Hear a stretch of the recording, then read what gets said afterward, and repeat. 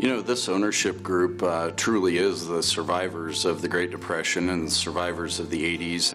I was just old enough to really understand what was going on. I grew up in an area that was devastated. We lost all of our equipment dealers in the county that I grew up in. There never has been one since. There were a lot of foreclosures. It was just a miserable time in the area. Our local bank closed there in town. We weathered through that, worked with our customers. Very, very few of them went bankrupt. Very, very, very few had to leave the farm. We actually had a couple of used equipment auctions.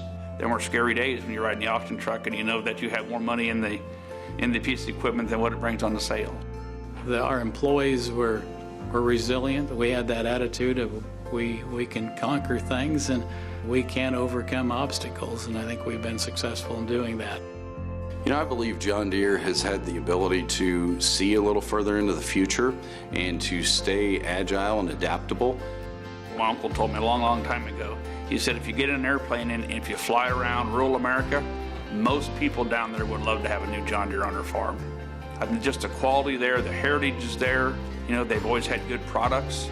I think that's why John Deere's where they're at today.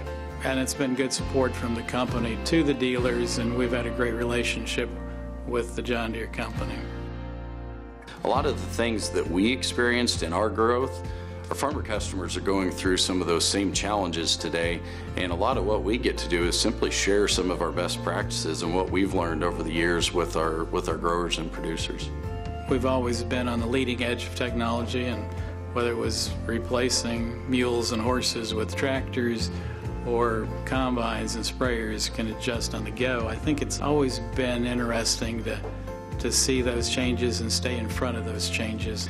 A lot of times we get pulled in on transition strategies in ownership within a family, or you know, as these farms get larger and manpower and labor is more of a challenge in some of the more remote areas, just helping them figure out how to attract the right kind of labor and the right kind of talent and get them to stay in those communities. There are so many correlations now between our customers and our business that we can help them, from how they're going to handle their crop, to the marketing, to the advice of what machinery they need to own, what machinery they need to lease.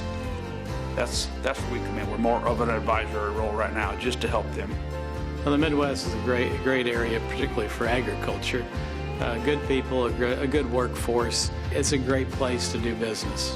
Being able to do it at this kind of scale and see it happen with all of our employees and all of the communities that we serve is very rewarding.